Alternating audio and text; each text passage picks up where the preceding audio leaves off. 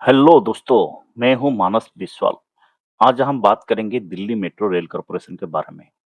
जैसे कि आप जानते हैं, Delhi metro rail corporation DMRC Bharat के राष्ट्रीय राजधानी क्षेत्र की सेवा करने वाली एक तीव्र पारगमन प्रणाली है। दिल्ली मेट्रो नेटवर्क में 6 परिचालन लाइन शामिल है, जिसकी कुल लंबाई 398 किलोमीटर और 285 स्टेशन है।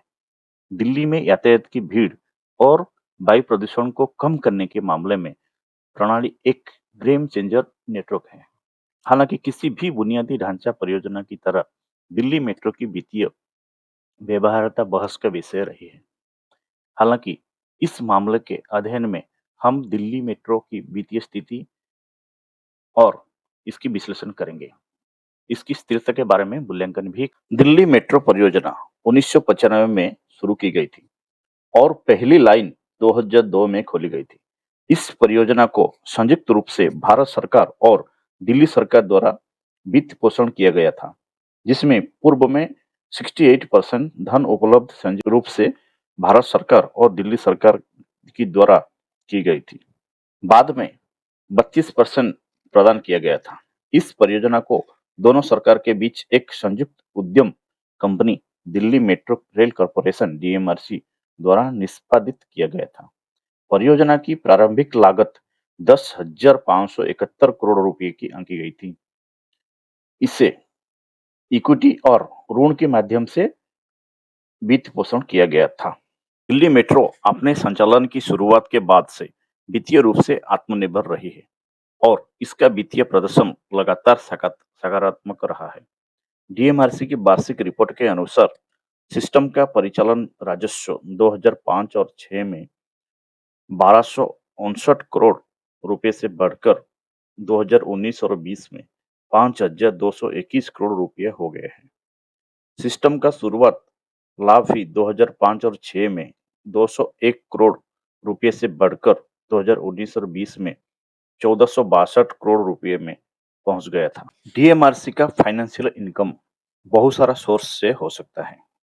सबसे पहले दिल्ली मेट्रो में यात्रियों की संख्या अधिक है, जिसमें 5 मिलियन से अधिक यात्री दिनांक आधार पर सिस्टम की उपयोग करते हैं। इसने सिस्टम को टिकटों की बिक्री से पर्याप्त मात्रा में राजस्व उत्पन्न करने में सक्षम बनाता है। दूसरी, सिस्टम ने अपने स्टेशनों पर वाणिज्यिक स्थान को पट्टे पर देकर और अपनी दोनों और स्टेशनों पर विज्ञापन स्थान प्रदान करके अपनी राजस्व धाराओं में विविधता ला देती है। तीसरा, कुशल संचालन और रखरखाव प्रस्तावों के माध्यम से अपनी परिचालन लागत को कम करने में कामयाबी रही है। हालांकि दिल्ली मेट्रो पर भारी कर्ज का बोझ है, जो लंबे समय में इसकी वित्तीय स्थिरता के लिए एक चुनौती बन सकता है।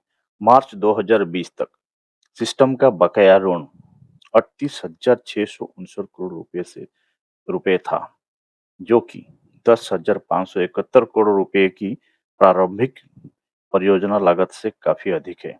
नेटवर्क के विस्तार और नए रेलिंग स्टॉक के अधिग्रहण के कारण सिस्टम का ऋण बोझ बढ़ रहा है। दिल्ली मेट्रो की वित्तीय प्रदर्शन की निरंतरता के इसके संचालन को बनाए रखते हुए अपने ऋण का दायित्व को पूरा करने के लिए पर्याप्त राजस्व उत्पन्न करने की क्षमता पर निर्भर करती है।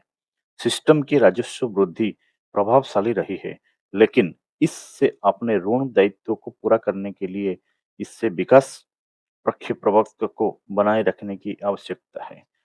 इसके अलावा सिस्टम को ये सुनिश्चित करने की अपनी परिचालन लागत को कम रखने की आवश्यकता है।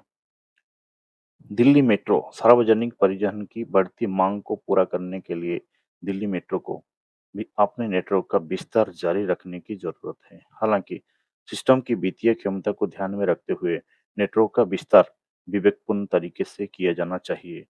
प्रणाली को अपने कर्ज के बोझ को कम करने के लिए सार्वजनिक, निजी भागीदारी और बहुपक्षीय वित्त पोषण एजेंसियों में दोहन जैसे विकल्प। दिल्ली में यातायात की भीड़ और वायु प्रदूषण को कम करने के मामले में दिल्ली मेट्रो गेम चेंजर रही है।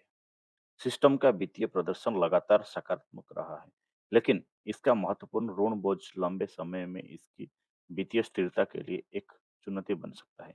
सिस्टम को राजस्व वृद्धि जारी रखने के लिए अपनी परिचालन लागत कम रखने और अपनी वित्तीय स्थिति सुधर सुनिश्चित करने के लिए वैकल्पिक ढंग से अपने नेटवर्क का विस्तार करने की आवश्यकता है।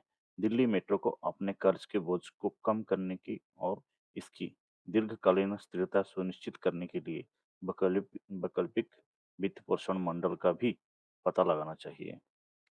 और आगे को अगर कोई भी केस स्टडी पे आपको कोई भी टॉपिक पे केस स्टडी आपको चाहिए तो कमेंट पे लिखिए।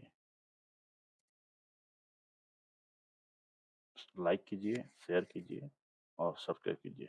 चैनल को लाइक कीजिए, शेयर कीजिए और सब्सक्राइब कीजिए। Thank you so much.